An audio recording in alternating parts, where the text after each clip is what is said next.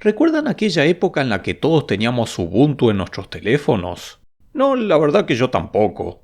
Ubuntu es un sistema operativo en el entorno de Linux que aún conserva su comunidad de seguidores y una relativa popularidad. En sus inicios se convirtió rápidamente en la distribución número 1 para PC, en gran parte por hacer que Linux sea más fácil y accesible para cualquier tipo de usuario, no solo para los entusiastas o expertos en informática. Pero Ubuntu no iba a limitarse solo a la PC. El CEO de su empresa tenía a Apple como una referencia a seguir, y planeaba llevar Ubuntu a los smartphones, tablets e incluso a los televisores. Sin embargo, las cosas no salieron bien. Todas esas ideas no solo dieron marcha atrás, sino que hoy está lejos del brillo que alguna vez tuvo en PC. ¿Qué fue lo que pasó? Vamos a verlo en este video.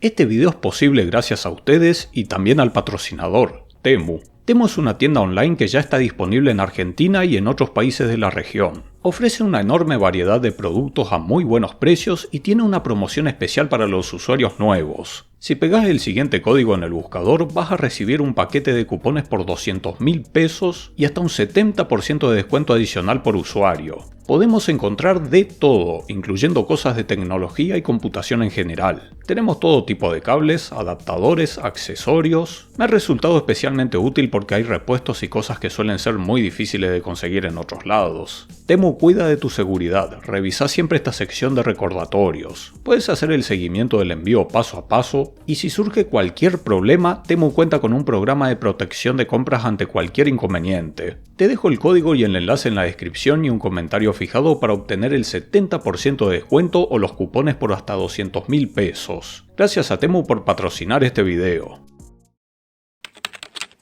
En el año 2004, la cuota de mercado de Windows superaba el 90% según diversas fuentes. Microsoft tenía una enorme ventaja. Windows era lo que venía instalado en cualquier PC que comprabas, sin mencionar que ya contaban con Windows XP. Todavía estaba algo verde, pero con su actualización Servipack 2 conseguirían los arreglos que necesitaban para convertirlo en su producto estrella de todos los tiempos. Apple se estaba recuperando del abismo del que había caído en la década de los 90. Y a menos que se tratara de algún geek yankee, cualquiera que viera esta imagen aquel año hubiera pensado que era algún Pokémon nuevo. Era la época de los cibercafés. Comúnmente las personas tenían acceso a internet quizás 1 o 2 horas semanales solamente. Eran momentos muy preciados reservados para jugar al Counter, chatear en Messenger o escuchar música de Lares. Pero imaginemos que de milagro te enteraste sobre Linux y eras un entusiasta de las computadoras dispuesto a probar algo diferente. Ok, ¿cómo conseguías un CD de instalación? No cualquiera tenía grabadora de CDs, no todas las lectoras grababan. Las BIOS no solían estar preparadas para bootear desde el USB tampoco, sin mencionar lo costoso que era un pendrive. Antes que nada tenías que conseguir una ISO con un internet probablemente menor a 1 mega compartido entre todo el ciber, y estudiarte toda una guía de instalación en internet. Nada de YouTube ni menos ChatGPT. La instalación de Linux no era tan sencilla como lo es hoy. Y de superar todas esas barreras estaba luego el uso general. Las dependencias para un programa debían resolverse manualmente, no eran automáticas al instalarlo como lo es hoy. Y si querías internet, la red se configuraba editando un archivo de texto. Era un largo y estresante trabajo. Todo para no encontrarte con nada más útil a Windows 98 o XP. Las dificultades que tenía Linux para llegar a las personas eran monstruosamente grandes si lo comparamos a la situación actual. Ponernos en el contexto de la época nos ayuda a entender lo importante que fue la llegada de Ubuntu. Ese año una persona estaba dispuesta a tratar estas dificultades. Un desarrollador involucrado en Debian llamado Mark Shadowware había hecho una fortuna con una empresa de certificados de seguridad digitales por internet. Mark vendió su empresa y usó el dinero para fundar Canonical con una idea clara: tomar Debian y crear algo que lleve a Linux a un público más amplio, convirtiéndolo en un sistema más simple, con una interfaz elegante, y hacerlo más usable para cualquier usuario. Así nació Ubuntu en su versión 4.10. Venía con un instalador semigráfico pero simple. Tenía detección automática de drivers, mejorable pero ya era bastante. Traía programas ya instalados como Firefox, OpenOffice y reproductores multimedia. Su estilo de interfaz era muy peculiar pero coherente, a muchos les encantaba. Las actualizaciones eran accesibles y amigables. Canonical no solo se enfocó en el sistema en sí, también lanzaron un programa de envíos de CDs gratuitos a cualquier parte del mundo. Solo hacías una inscripción en la web y te mandaban el disco de instalación gratis. Más tarde lanzaron una función llamada Woobi. Permitía instalar Ubuntu como un programa dentro de Windows y al reiniciar la PC ya tenías el menú de arranque con Ubuntu y Windows para elegir. Así que ni siquiera era necesario particionar o bootear desde el CD para instalarlo.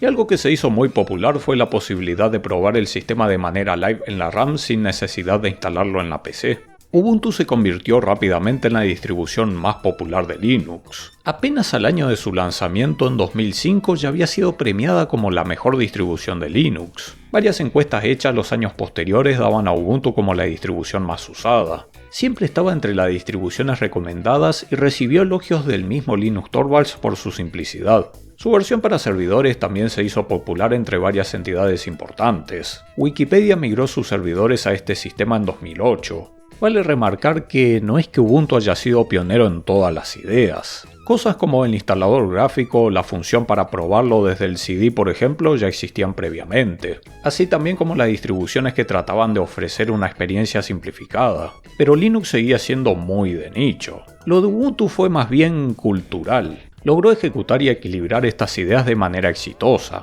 ideas que ganaron popularidad. Canonical se tomaba en serio la experiencia para el usuario final. Sostenía que Linux debía ser para todos. En octubre de 2008, Mark Shadowell hizo unas declaraciones clave en esta historia. No hay que mirar a Microsoft por su participación de mercado y por ser el estándar, sino a Apple porque son muy buenos en lo que hacen, sobre todo en algo que históricamente la comunidad del software libre no hizo bien: diseñar una experiencia de usuario atractiva. Estaba claro que mientras Microsoft era su competencia, su inspiración era Apple. Había planes más grandes para Ubuntu. La tecnología táctil estaba en auge. Había mucha incertidumbre sobre el futuro de las computadoras. Y ante esto hicieron una gran apuesta: expandir Ubuntu a las tablets, teléfonos, televisores y más dispositivos. Idea que vino motivada por el creciente uso de dispositivos móviles en esa época. Canonical pretendía lograrlo mediante el uso de un nuevo entorno de escritorio especialmente diseñado con esta visión, Unity. La idea era que funcionara en diferentes resoluciones de pantalla. Sus elementos estaban diseñados para que tengan coherencia en todos los dispositivos. De esta idea viene su nombre. Así fue que en 2013 se anuncia Ubuntu Touch, la versión del sistema para teléfonos y tablets, y venía con una propuesta muy interesante: la convergencia de escritorio. Conectabas el teléfono al monitor junto con un teclado, mouse, y pasaba a convertirse en una PC de escritorio. Tenían un concepto similar pensado para los teléfonos con Android. La idea era poder correr el escritorio de Ubuntu en estos dispositivos haciendo uso de los periféricos. Más allá del software, Canonical planeaba crear también el teléfono ideal para Ubuntu, el Ubuntu Edge, un teléfono de casi $700 con características de alta gama para la época. Curiosamente, iba a tener arranque dual entre Android y Ubuntu. Canonical inició una campaña de crowdfunding. El objetivo era recaudar $32 millones en un mes para producir 40.000 teléfonos, pero las cosas no salieron como lo esperaban. La campaña apenas recaudó el 37% de la meta, una recaudación histórica pero no lo suficientemente grande, y la idea de Canonical de fabricar su propio hardware no fue posible. Aún así siguieron adelante con el sistema operativo para móviles. Ubuntu Touch se lanzó a los fabricantes en 2014, de los cuales 2 se comprometieron en producir teléfonos con este sistema: Meizu de China y BQ de España. Canonical buscaba captar solo el 1% del mercado móvil. Este era el porcentaje que necesitaban para ser viables. Aunque parece un número pequeño, eran decenas de millones de dispositivos que debían vender. Este resultó ser un objetivo demasiado ambicioso. Para lo que ofrecía, cualquiera que se compraba un teléfono con Ubuntu Touch terminaba arrepentido. Ningún otro fabricante se inscribió para construir estos dispositivos a lo largo de 3 años, y el sistema móvil nunca salió adelante. Había razones de peso detrás de todo esto. El mercado móvil ya era un área muy establecida en iOS y Android. Ni siquiera Microsoft pudo competir. Y Canonical había llegado con su sistema 2 años después de Windows Phone. En PC de escritorio y servidores la situación era diferente. Ya partían de una base. Ubuntu era como un nicho que ofrecía una alternativa distinta, y la pequeña cuota que cubrían era suficiente. En el mercado móvil debían partir de cero en muchas cosas. Había más trabajo que hacer, y era una inversión mucho más grande. Según los reportes de los usuarios, Ubuntu Touch había sido lanzado con problemas graves. Los dispositivos eran lentos, El indicador de la batería no funcionaba bien, tenían problemas de sobrecalentamiento y las alarmas no eran confiables. El ecosistema para el desarrollo de aplicaciones tenía muchas dificultades, y varias de las aplicaciones populares nunca estuvieron disponibles o apenas tenían versiones parciales. El marketing fue engañoso y caótico. Tanto los usuarios como los desarrolladores esperaban un Ubuntu móvil comunitario, pero muchas partes del sistema eran privativas e inaccesibles. También se alegaba que se trataría del mismo Ubuntu de escritorio, pero esto no era así. Muchas apps de escritorio no corrían. En lugar de solucionar los problemas, gran parte de los esfuerzos estaban centrados en el desarrollo de la convergencia, pero gran parte de los modelos no eran funcionales para esta característica. Los dispositivos eran muy difíciles de conseguir. Los Beacon que se vendían en gran parte de Europa figuraban como agotados la mayor parte del tiempo. Sus dispositivos eran básicos y baratos. Había un modelo de Meizu que era más rápido y tenía 4G, pero le faltaba la ranura para la tarjeta microSD. Desde el inicio, Ubuntu Touch se había lanzado a un abismo difícil de salir. Con Ubuntu TV la situación fue aún peor. De este sistema solo tenemos un prototipo que Canonical presentó en 2012. De ahí en más, la idea fue abandonada silenciosamente sin ningún anuncio oficial. En abril de 2017 se anuncia oficialmente que Canonical abandona la interfaz de Unity, la convergencia y Ubuntu Touch para enfocarse en la nube, los servidores y el Internet de las cosas. Esto fue el fin del sueño de Ubuntu como un ecosistema universal. Tras el abandono, la comunidad que colaboraba con Canonical tomó el código y continuó el proyecto bajo el nombre de VPorts. El proyecto se sigue manteniendo, pero es experimental, y los dispositivos compatibles son limitados. La versión de PC no tuvo el mismo destino que Ubuntu Touch, pero sufrió de algunos desvaríos durante todo este tiempo. Algunas cosas dejaron sus huellas marcadas. Una de esas razones fue Unity. Unity tuvo una recepción mixta. En sus inicios era un entorno pesado y requería aceleración 3D, aunque se trabajó en una versión 2D también. Pero el cambio era brusco para los que venían del Ubuntu de antes, y suele ser difícil para los usuarios recibir cambios de este tipo. Parecía irónico, pero muchos encontraron aquí un caso similar a lo que fue con Windows 8. Una interfaz que se sentía más para pantallas táctiles que para usar con mouse y teclado. Esto generó rechazo por quienes no se adaptaron. Otros directamente se negaban a usar la interfaz desde el inicio, y en Linux hay muchas alternativas. Fue en este punto que otras distribuciones ganaron mucha popularidad, sobre todo Linux Mint que ofrecía un estilo tradicional y era más conservador con los cambios. También nació Ubuntu Mate, una variante que usaba un entorno creado a partir de GNOME 2, es decir, el entorno de escritorio que usaba el Ubuntu original antes del cambio. Otros consideraban que Ubuntu en ese entonces mantenía un estilo que se asemejaba al de Windows 7 con transparencias y arte 3D. Con el fin de Unity, Ubuntu en PC adoptó el entorno de GNOME nuevamente,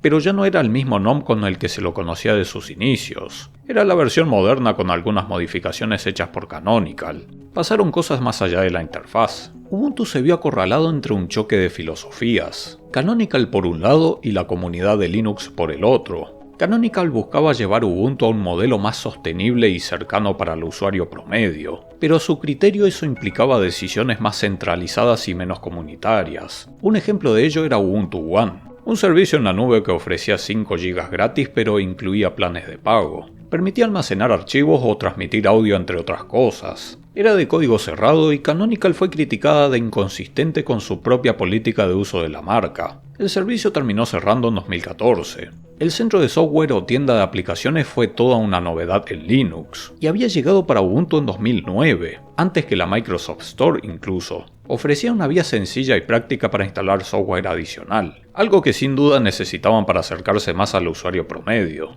Pero un tiempo después de su lanzamiento integraron la posibilidad de comprar software comercial. Muchos lo consideraban inaceptable en una distribución que se presentaba como libre. Pocas aplicaciones fueron vendidas y la modalidad terminó cerrándose en 2015. Y uno de los mayores focos de conflicto fue sin duda su sistema de paquetería Snap. Básicamente son paquetes que traen todo lo necesario para que la aplicación funcione cuando se instala por este medio. Canonical presentó este nuevo formato como moderno, seguro y universal, pero al mismo tiempo este modelo es de su propiedad y les da el control total de los mismos. Por sobre todo no era lo mejor en cuanto a rendimiento, era más lento y pesado. También integraron telemetría, la cual viene marcada por defecto, aunque es anónima y opcional. Esto no es una cuestión de marcar quiénes son los buenos y quiénes son los malos, o quiénes tienen la razón y quiénes no en esta historia. La cuestión es entender el conflicto que se dio y por qué, de ponernos en el medio de la moneda. Si lo vemos por el lado de la empresa, tiene sentido que Canonical haya buscado crear un sistema amigable que llegue a más usuarios, y al mismo tiempo maneras de monetizarlo. Por otro lado, los usuarios de Linux justamente son personas que por lo general vienen de buscar un escape a las ataduras digitales que comprende usar Mac OS y Windows. Si una distribución de Linux empieza a parecer cada vez más a estos, es lógico que opten por otras opciones que aprovechen mejor las libertades y ventajas de usar Linux. Estas decisiones hicieron ver a Ubuntu como un sistema corporativo más que comunitario. Todo este conflicto podría resumirse en una frase. Canonical quiso ser el Apple de Linux, pero Linux no quería tener un Apple. Ubuntu no se fue adaptando de la manera adecuada para la comunidad, mientras que otras distribuciones supieron trabajar los desafíos de Linux en el escritorio de una manera más acorde. Un enfoque más conservador, más simpleza y estabilidad, pero manteniendo el poder de elección y ciertas libertades. Otras se enfocan de lleno a un nicho de usuarios. Hay algo en común en aquellas distribuciones que más éxito tienen en Linux. Escuchan y trabajan en lo que los usuarios buscan, y se esfuerzan por hacerlo bien. En la actualidad, Ubuntu sigue teniendo un nivel de popularidad considerable. De hecho, la he recomendado en ocasiones. No es mala opción, pero depende mucho del usuario y de hacer cierta evaluación. Ya no es aquella distribución que cualquiera aconseja a ojos cerrados así nada más. Estoy seguro que, sobre todo aquellos que lo vivieron, van a coincidir cuando digo que no se acerca a lo que fue en su época de oro, cuando casi no tenía rivales que lo igualen en Linux, cuando era ese líder, ese guía en la revolución que todos respetaban, cuando había gente que llevaba su camiseta y con orgullo decían: yo uso Linux, tengo Ubuntu.